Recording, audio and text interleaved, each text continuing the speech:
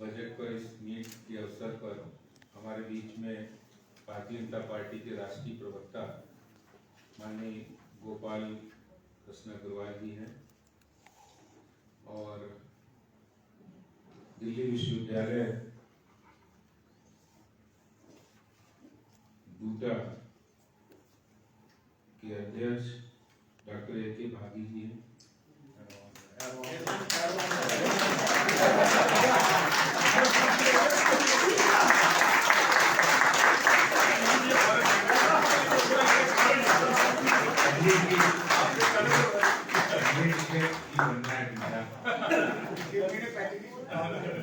गलती करे तो कोई ऐसी और बीएस नेगी जी जो अभी नए ईसी मेंबर चुने गए हैं, उनका भी बहुत अभिनंदन है। हमारे बीच में हमारे इस पूरी बजट जो मोदी सरकार ने बजट 2021-22 पेश किया है, हमारी वित्त मंत्री जी ने उस पर पूरी दिल्ली के अंदर विभिन्न स्कॉलर लेवल पर, जनता के स्तर पर, हर ग्रुप के अंदर बजट की खूबियों के बारे में परिचर्चा का जो भारतीय जनता पार्टी ने आयोजन किया है, उसकी पार्टी की ओर से संयोजक हमारे प्रदेश के महामंत्री भाई कुलजीत सिंह चहल जी हैं, उनका भी बहुत अभिनंदन है। और यहाँ उपस्थित सभी प्रबुद्ध हमारे दिल्ली विश्वविद्यालय के और सभी प्राध्यापक गण, साथियों, भाई और बहनों, जैसा आप सब जानते हैं, इस परिचर्चा में गोपाल जी अपनी बात बहुत विस्तार से रखेंगे। मैं प्रस्तावित रूप में आपसे ये कहना चाहता हूँ कि ये बजट जो इस बार पेश किया है प्रधानमंत्री मोदी जी के नेतृत्व में वित्त मंत्री जी ने पेश किया है, बहुत ही चुनौतियों भरा समय था। कोविड काल की पूरे करीब 10-11 महीने का समय किसी भी सरकार के लिए उसकी अर्थ नीतियां निर्धारित करना और जनता को राहत देते हुए कोई भी नया टैक्स नहीं इम्पोज करना, एक्सपेंडिचर को बढ़ाना, ये अपने आप में बड़ा काम किया है सरकार ने, जो जनता के हित के लिए किया। और जो सरकार की मूल भावना है, उस मूल भावना से हटे बिना किया है। मैं आपको बताना चाहता हूँ, पीछे अगर हम बात करें 2014 में जब प्रधानमंत्री जी ने शपथ ली थी, तो संसद में जब वो गए थे तो उन्होंने देश के गरीबों के लिए, देश के मजदूरों के लिए, जो लास्ट स्टेप पर बैठा व्यक्ति है समाज के अंदर, उनके अपलिफ्टमेंट के लिए योजनाओं की बात कही थी। और उन्होंने कहा था कि हमारी सरकार की प्राथमिकताएं क्या होंगी। हमारी सरकार देश के 130 करोड़ देशवासियों की आशा और आकांक्षाओं पर खरी उतरे, इसलिए उन्होंने उन प्राथमिकताओं को कहा था कि हमारी सरकार देश के गरीबों को, मजदूरों को, पिछड़ों को, किसानों को देश की मुख्य धारा में शामिल करने का काम करेंगे। और ये सिर्फ एक शुरुआती या रस्म अदायगी भाषण नहीं था, बल्कि इन 6 साल की हम यात्रा देखेंगे तो इन 6 साल के अंदर, चाहे वो प्रधानमंत्री जनधन योजना हो, बीमा योजना हो, या जनौषधि केंद्र योजना हो, उज्ज्वला योजना हो, उजाला योजना हो, गरीब कल्याण अन्नपूर्णा योजना हो, या स्वास्थ्य के संबंध में प्रधानमंत्री आयुष्मान योजना हो, या सुदूर जनजातीय क्षेत्रों में रहने वाले लोगों के लिए हो, या देश को इंफ्रास्ट्रक्चर बिल्डिंग के मामले में आगे रखने की बात हो, उन सब मामलों में आज हम कह सकते हैं कि हमारी सरकार, प्रधानमंत्री मोदी जी की सरकार इन सब मामलों में खरी उतरी है और उन्होंने गरीबों के लिए, देश की जनता के लिए जो कल्याणकारी योजनाएं चलाई हैं, उसमें फिस्कल डेफिसिट का बिना, उसके डरे बिना इस बजट को उन्होंने एक्सपेंडिचर बढ़ाते हुए गरीब कल्याण की योजनाओं को लागू करने का काम किया है। मैं एक आध योजना, सब योजनाओं के बारे में आप जानते हैं, लेकिन यह कोरोना संकट था, उस समय बहुत सारी चुनौतियां थी। मुझे ध्यान है कि जिस समय जिस दिन लॉकडाउन लगा था, पार्टी की ओर से हम लोगों को सबको ये राष्ट्रीय अध्यक्ष जी ने आह्वान किया था, प्रधानमंत्री जी ने भी आह्वान किया कि हम सब लोग 5 लोगों को कम से कम खाना खिलाकर ही सोएं। उस समय भारतीय जनता पार्टी के कार्यकर्ताओं ने समाज में आगे आकर जरूरतमंदों की, जिनकी रोजी रोटी चली गई थी, जो डेली कमाते खाते थे, उनको भोजन हो, उनको पका हुआ खाना हो, उनको राशन हो, उनको सामान हो, उनकी यहाँ तक कि मजदूर जिस समय यहाँ से दिल्ली से पलायन कर रहे थे तो उनको चरण पादुकाएं देने का काम भी पार्टी के कार्यकर्ताओं ने किया था। और मुझे लगता है कि ये प्रेरणा अगर कहीं से मिली थी तो पार्टी के हमारे सर्वोच्च नेता प्रधानमंत्री नरेंद्र मोदी जी से हम लोगों को मिली थी। और यही काम सरकार ने अपने स्तर पर किया। वो चाहे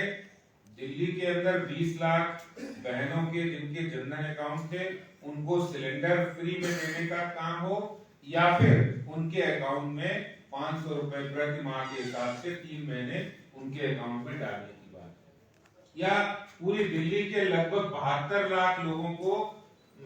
गरीब कल्याण अन्नपूर्णा योजना से मार्च से लगाकर नवंबर तक का राशन, 5 किलो राशन दाल बिल्कुल फ्री देने का काम ये सरकार ने उस कोरोना संकट की चुनौतियों के बीच में किया है। मैं इसके लिए बधाई देता हूं, धन्यवाद भी करता हूं प्रधानमंत्री जी का, क्योंकि कोई भी सरकार, मैं आपको अगर उदाहरण के लिए कहूं, उस समय अमेरिका जैसा संपन्न राष्ट्र, शक्तिशाली देश, उनका भी मामला गड़बड़ा गया था, वो भी मामले को संभाल नहीं पा रहे थे। लेकिन हमारे प्रधानमंत्री जी ने जहां भारत के नागरिकों की जान की भी जान बचाई है, वहीं उन्होंने पूरे देश का अर्थतंत्र को भी इंटैक्ट रखा है और उसको भी सुचारू रूप से चलाने का काम किया। जब उन्होंने कहा था जान है तो जहान है, और मुझे ध्यान है उनके इस नारे को कई यूरोपीय देशों ने मजाक में लिया था। उस समय उन्होंने बीच में ही अपने यहाँ बिजनेस चालू किया था, अपने यहाँ काम धंधे चालू किए थे, जिसका खामियाजा आज तक यूरोपियन देश और अमेरिका में वो लोग भुगत रहे। इतना शक्तिशाली देश होते हुए, जबकि ज्यादा बड़ी आबादी का देश भारत है, और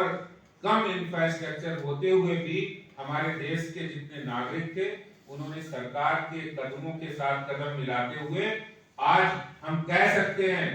कि जब कोरोना संकट एक साइड हो रहा है, किनारे हो रहा है, और उसके बाद पहला ऐसा देश होगा जिसने अपने बलबूते पर कोविड वैक्सीन बनाने का काम भी किया है, और वो वैक्सीनेशन का काम भी आज सबसे बड़ा, वर्ल्ड का सबसे बड़ा वैक्सीनेशन कैंपेन भी अगर कहीं चल रहा है तो भारत में ही चल रहा है। ये भारत सरकार, बहुत सारे ऐसे काम, अगर हम करप्शन की बात करें तो जब प्रधानमंत्री जी बने थे उन्होंने कसम खाई थी हम ना खाएंगे ना खाने देंगे, और ये उन्होंने अपनी नीतियों में ये लागू किया। जब जनधन योजना लागू हुई थी तो बहुत से लोग एक छोटी योजना कहते इसका उपहास उड़ाते थे, लेकिन अगर इसकी एक वॉल्यूम की बात करें तो इससे बहुत पैसा जो करप्शन की भेंट चढ़ जाता था। आपको ध्यान होगा जिस समय प्रधानमंत्री राजीव गांधी जी हुआ करते थे, उन्होंने मंच से अनाउंस किया था, मंच से ये स्वीकार किया था कि हम आपको बहुत कुछ देते हैं, जनता को कहा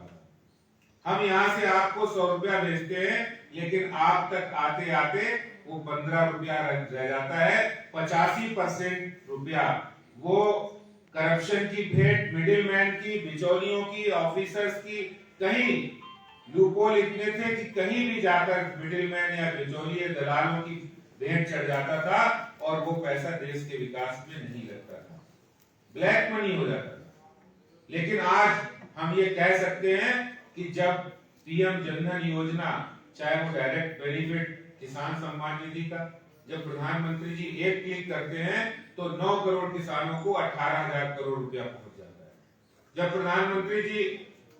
या केंद्र सरकार की कोई योजना, चाहे विधवा पेंशन योजना हो या वृद्धावस्था पेंशन योजना हो या उज्ज्वला योजना हो, डायरेक्ट बेनिफिट ट्रांसफर, इसके अंतर्गत करप्शन से लगभग 1,70,000 करोड़ रुपया की जो बचत हुई है, उस बचत से पूरे देश के अंदर विकास के नए आयाम छुए गए। अभी कुछ दिन पहले प्रधानमंत्री जी ने अटल टनल परियोजना का शुभारंभ किया था, और जब हम उसकी अटल टनल परियोजना के इतिहास में जाएंगे, देश के पहले प्रधानमंत्री थे पंडित जवाहरलाल नेहरू। उन्होंने उसको, इंजीनियर्स वहां के थे, उनको कहा था ये टनल बनानी है, जरूरत है। आजादी के 74 साल हो गए, लेकिन किसी ने उस काम को पूरा नहीं कर पाया। 20,000 गांव ऐसे थे जहां पर बिजली नहीं पहुंची थी। जहां पर बिजली ना पहुंचने के कारण क्या थे, आप सुनेंगे तो आपको लगेगा कि कैसी सरकारें नहीं है। उन्होंने फाइलें बंद कर दी थी, बोले यहाँ तो विजिबल ही नहीं है, ये पहाड़ पर है, ये दूर सुदूर कहीं जंगल में है, इसलिए वहां गांव में बिजली नहीं पहुंच रही थी। लेकिन हमें ध्यान है कि जब 15 अगस्त 2015 को प्रधानमंत्री जी ने घोषणा की थी कि हम देश के जितने गांव हैं वहां बिजली नहीं पहुंची, वहां बिजली पहुंचाने का काम किया है। तो आज मुझे खुशी होती है कि देश के 20,000 गांव तक उन गांव में बिजली पहुंची है जहां आजादी के बाद कभी प्रकाश की किरण यानी बिजली नहीं पहुंची। तो वो सारे काम, वो जितने भी पुरानी समस्याएं थी उनका समाधान करते हुए देश को नए रास्ते पर ले जाना, इंफ्रास्ट्रक्चर बिल्डिंग बनाना। आज 11,000 किलोमीटर पर डे सड़कें बन रही हैं, रेलवे इंफ्रास्ट्रक्चर बढ़ रहा है, और रेलवे में तो इतना बड़ा काम हुआ है कि आज सिर्फ रेलवे इंफ्रास्ट्रक्चर के कारण से ही बहुत सारा एम्प्लॉयमेंट जनरेट होने वाला है। तो देश के अंदर बहुआयामी तरीके से काम होना, और साथ ही साथ चाहे वो अपनी रक्षा नीति हो, विदेश नीति हो, उन सब मामलों में आज सरकार और भारत की छवि आज एक मजबूत देश के तौर पर बनी है। एक अच्छा बजट, जो बजट गरीबों के लिए भी है, जो बजट मिडिल क्लास के लिए भी है, और जो बजट अगर हम बिजनेसमैन की बात करें तो वहां पर भी एक राहत महसूस करते हैं। वो पहले कहते थे कि 6 साल के अकाउंट्स पे भी आपको नोटिस आ सकता था, अब वो अवधि 3 साल कर दी गई है। जो 6 साल था वो 3 साल कर दिया। इसी तरह एमएसएमई सेक्टर को बढ़ावा देने की बात हो, ये सारे काम करते हुए दिल्ली के लिए बहुत सारे काम हुए। मैं आपको जानकारी दूं कि दिल्ली के अंदर एनटीपीसी की 885 एकड़ की लैंड है बदरपुर के अंदर, और दिल्ली, आपको पता है, दिल्ली पिछले 6-7 सालों से पोल्यूशन का एक बहुत बड़ा, हर चाहे कोई मौसम हो, पहले तो यही कहते थे कि ये जो सर्दी का मौसम आएगा जिसमें दिवाली के आसपास पोल्यूशन लेवल बढ़ता है, PM10 और PM2.5 लेवल बढ़ता है, लेकिन अब तो पर डे कहीं ना कहीं कुछ ना कुछ ऐसा होता है कि पोल्यूशन दिल्ली में बढ़ता है। और इस पोल्यूशन की समस्या से निजात दिलाने के लिए दिल्ली के अंदर ईस्टर्न पेरिफेरल एक्सप्रेसवे और वेस्टर्न पेरिफेरल एक्सप्रेसवे बनाया गया। इससे लगभग 65 लाख वाहन जो दिल्ली में आकर गुजरते थे, उन वाहनों को बाहर से बाहर निकाल के दिल्ली के वायु प्रदूषण में बहुत भारी कमी हुई, और ये काम केंद्र सरकार ने किया। और इसी तरह से जो मैं 885 एकड़ की बात कर रहा था, 800 करोड़ रुपए की लागत से विश्व का सबसे बड़ा इको पार्क वहां बनने जा रहा है। ये भी एक प्रधानमंत्री मोदी जी की दिल्ली को बहुत बड़ी सौगात है, जो दिल्ली के पर्यावरण को संभालेगी। वो चाहे भारत बंधन पार्क द्वारका में बन रहा हो, या बुराड़ी के बायोडायवर्सिटी पार्क के रीडेवलपमेंट की बात हो, या ईस्ट दिल्ली में जो बायोडायवर्सिटी पार्क बन रहा है, तो ये सब दिल्ली की इंफ्रास्ट्रक्चर को, दिल्ली के पर्यावरण को बेहतर बनाने के लिए, दिल्ली में मेट्रो फेज 4 के लिए, परियोजना के लिए पैसा देने की बात हो, या दिल्ली के अंदर डीडीए को लगभग 7,700 करोड़ रुपया दिल्ली के अंदर सीवेज इंप्रूवमेंट के लिए हो, रोड इंफ्रास्ट्रक्चर के लिए हो, या दिल्ली के अंदर पार्कों के डेवलपमेंट की बात हो, ये काम भी केंद्र सरकार ने आज दिल्ली के लिए एक बहुत बड़ी सौगात के रूप में हमें दिया है। आज हम ये कह सकते हैं कि ये बजट बहुत ही संतुलित बजट है और खास तौर से इस बजट की जो मुख्य जो बड़ी बड़ी बातें हम आंकड़ों में अगर नहीं कहें तो जो उसकी मुख्य अवधारणा है वो ये है कि ये बजट आत्मनिर्भर भारत के अभियान को बढ़ाने वाला बजट है। ये देश को आत्मनिर्भरता की ओर ले जाने वाला बजट है और इसके साथ ही साथ देश के अंदर इंटरप्रेन्योरशिप बढ़ाने वाला, यानी पहले लोग नौकरियां पाने के लिए लोग बढ़ते थे, युवा बढ़ते थे, लेकिन आज नौकरियां पाने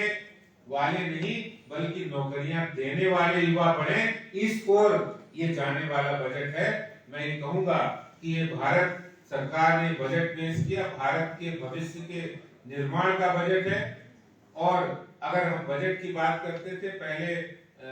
सब लोगों का ये रहता था कि बजट घोषित होगा, कौन सी चीज सस्ती होगी, कौन सी चीज महंगी होगी, फिर एक गृहिणी का इंटरव्यू भी आता था एक दो का कि भाई आपको क्या लगा इस बजट से। तो मैं ये समझता हूँ कि आज जितने विपक्षी दल है उनके पास भी कहने के लिए कुछ है नहीं,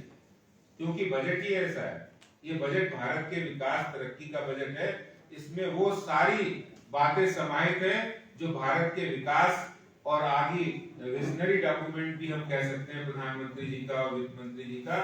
तो मैं आज इस परिचर्चा पर, बाकी गोपाल जी बहुत विस्तार से आपसे बात करेंगे, मेरी बात आपने ध्यान से सुनी, इसके लिए मैं आपको बहुत धन्यवाद करता हूँ। बहुत बहुत धन्यवाद। जय हिंद, जय भारत, भारत माता की जय, भारत माता की जय।